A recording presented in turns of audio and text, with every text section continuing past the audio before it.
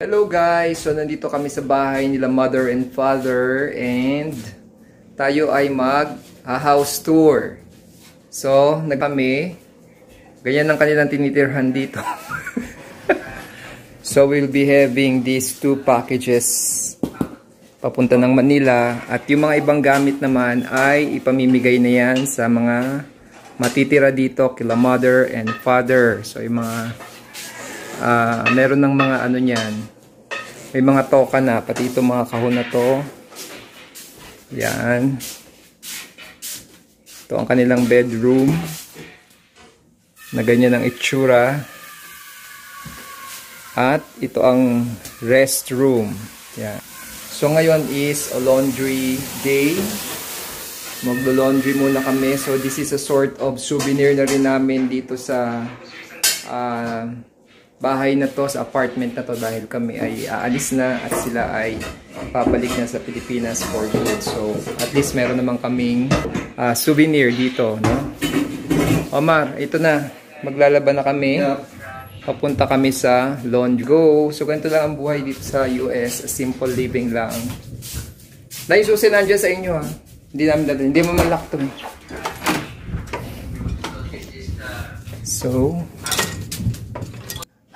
So we have to bring the soap pala. Dadala tayo ng sabon. Dalhin mo yung sabon, liquid soap. Dito ata. Ito. Ayan ba? Ano ba to? Detergent? Ang nagamit? Detergent ano? Ay, detergent. Powder? O yung liquid? Liquid. Okay, wait. Meron pa ba? Purex? O yung isa, meron pa doon isa? Di pa ba pa ni? Ano yan? Detergent? Detergent? So ito. Okay, we're going to use this one. Kailangan ng ano. O sige. Okay, punta tayo sa laundry area. Labas na dyan. Yeah. Yan. Let's go. Let's go na tayo maglalaba. Maglalaba na. Yung labandero. Yung labandero namin. So we have prepared coins for the laundry.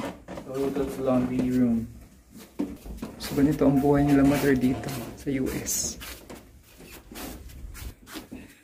Punta tayo ng ground floor. Ground floor. Kumusta ang paglalaba? Tingnan natin mamaya. Tatay is here. Sige lang, maglalaba kami. Okay. Wag na yun. Okay na yan. Matatambay sana kayo. O, sige na. Okay, ingat kayo dyan. Baba na kami. Sige na. Okay, kami na maglalaba kami. Sige na, kami na maglalaba. Wala naman tao niya sa baba. Oo, kami na. Eh, dyan na lang kayo. Okay, sige na. Pasok na. So dito guys, kung gusto nyo mag-iwan at may gusto rin kayong kunin dyan sa lugar na yan, lalagay lang ninyo dito. Lahat ng gusto nyo ipamigay dyan nalalagay. So naglagay kami dyan ng mga iniwan namin last time at madali siyang naubos.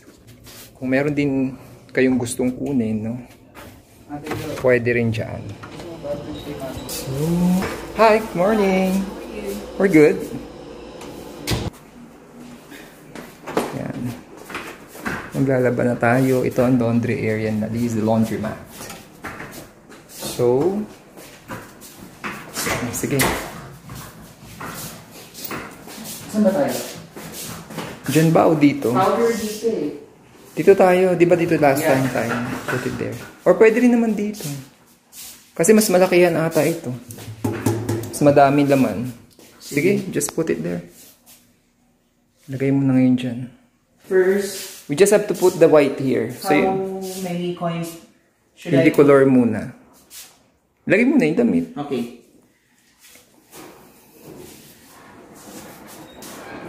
So, yan guys. Maglalaba muna tayo dito. Yeah. So, and then, ano to, duster? Yan. Sure. Do Sige. some, ano, Laundry. errands. Ay, hindi pala naka-record. So, ayan. Akala ko kasi kamukhain siya. Do you think, kasha to? Tingnan mo nga. Sa washing machine? Oo. Heavy duty naman yun. Yung color lang siguro, teka muna. Pag-iwalayin natin yung medyo hindi kumukupas, tsaka yung color para hindi tsaka yung puti para hindi siya O mag-aan muna kami, sort ng damit. Ito. Dito mo lagay yung mga puti para hindi ito Hindi naman to na kupas eh. Tsaka to, isama mo na dito, hindi naman kumukupas to. So separate namin yung mga puti tsaka yung mga hindi kumukupas para seryoso ka? Baka yung puti? Yan. Para matipid tayo, sayang naman din yung konti lang wawash mo tapos Okay, so sige, maglalaba muna kami guys. Okay, so dito tayo sa heavy duty. Detergent muna lalagay natin. Tama na ba yan? O madami na, o konti pa. Sige pa. Okay. So pipiliin muna natin. Naglagay na kami kanina tanggal namin kasi nga pipiliin namin yung hindi kumukupas. Doon namin lalagay sa kabila. So dito yung mga baka kasi kumulay sa damit na white. So ito. Mahulog ah.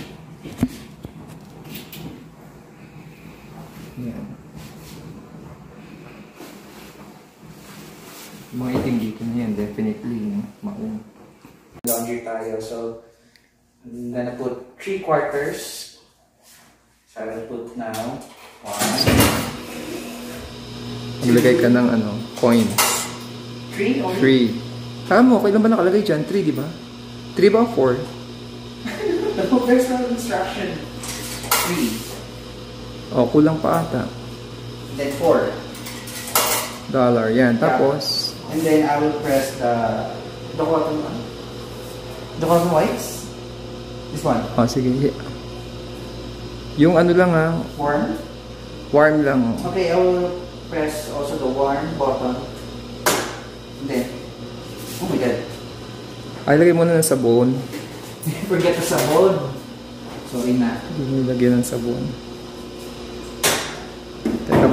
Teka muna soap. Sige, go. Pareho lang din halos yun ang ginagamit nating washing machine. Ang dami naman ata. Sige na, lagay mo na. Push mo. Oh, yan guys. So, dapat pala before mo Mandar na. And this Ay, one. hindi pa nakapost yan. Okay, so yan na guys. Umandar na. Tapos ito naman yung sunod. Oh. Lagyan mo rin. Okay na. Sumusad ko sa yung bang name. Okay na yan. O yan, at least yan yung dito guys. So Yan guys, I will put 3/4. So, ayan. Then 5. 3 ba yan o 4 din? 3. Okay, yan nata ang 3. O, sige. And then,